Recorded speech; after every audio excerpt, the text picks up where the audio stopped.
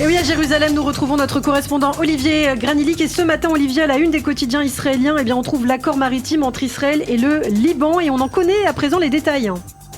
Oui, cet accord qui était resté secret jusqu'à présent a été présenté hier au grand public. Et c'est le Yediot Ahronoth qui nous donne en première page les têtes de chapitre de ce traité. L'accord prévoit que la frontière maritime marquée par des bouées serait reconnue par les deux parties dans le cadre d'un statu quo convenu et que le Liban recevra 5,8 km² des eaux territoriales israéliennes. En ce qui concerne l'énergie, c'est un point très important de cet accord. Le champ gazier Sidon restera aux mains du Liban et Israël bénéficiera d'une partie des bénéfices lorsque celui-ci sera exploité par une société française. Enfin, l'accord comporte aussi une lettre de garantie américaine. En fait, le Liban reconnaît de facto Israël et les États-Unis reconnaissent la même frontière, même s'il ne s'agit pas d'une reconnaissance officielle ou d'une normalisation. C'est une avancée diplomatique et sécuritaire, surtout face au Hezbollah, une avancée non négligeable. Et puis, il faut le dire, cependant, Olivier, tout n'est pas parfait dans cet accord. Oui, et puis une question qui revient beaucoup ce matin dans la presse israélienne, d'un point de vue démocratique. Est-ce que le gouvernement, qui est, je vous rappelle, un gouvernement de transition, a le droit de valider un tel accord à 2 semaines et demie des élections?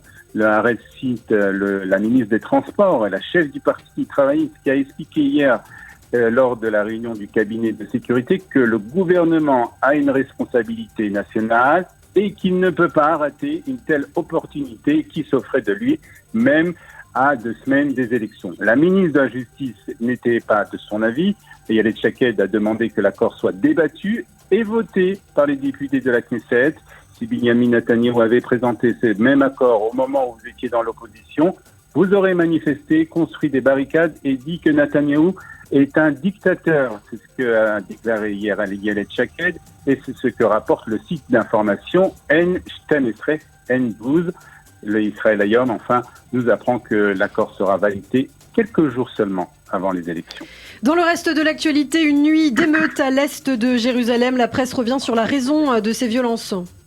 Oui, le Yediot Ahronoth nous explique pourquoi ces émeutes ont été déclenchées hier à Jérusalem-Est. Pas moins de 8 quartiers arabes de la capitale qui ont été le théâtre de violences entre Palestiniens et forces de sécurité. Et la raison invoquée est le bouclage du quartier de Chouafat. Vous vous souvenez, Ilana, de l'attentat au point de passage de ce quartier de Jérusalem qui avait eu lieu samedi soir et qui avait coûté la vie d'une jeune soldate de 18 ans, Noah Lazar. Il a été prouvé que le terroriste venait du quartier de Chouafat et c'est la raison pour laquelle l'armée, qui est toujours à la recherche du terroriste, encercle depuis quelques jours ce quartier. Les affrontements avec la police ont été particulièrement violents aussi cette nuit, toujours à l'est de Jérusalem.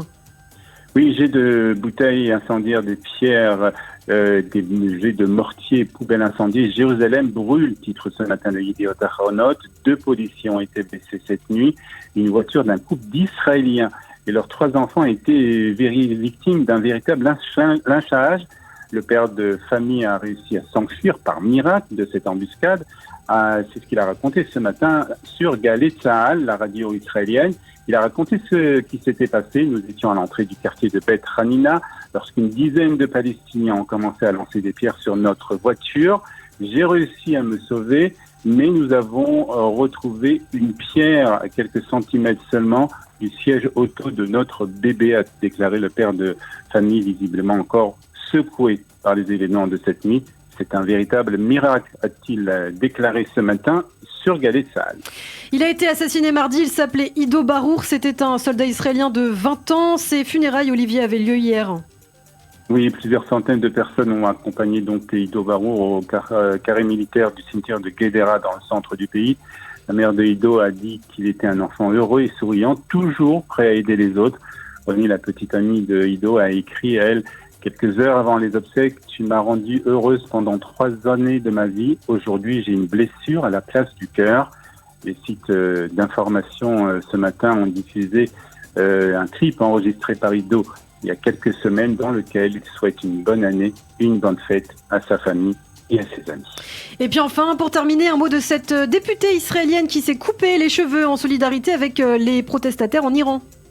Oui, ce sont sites d'information qui en parlent aussi ce matin. La députée israélienne Sharon Haskel s'est coupé les cheveux lors d'une conférence à Jérusalem dans un acte de solidarité donc avec le mouvement de protestation qui secoue actuellement l'Iran.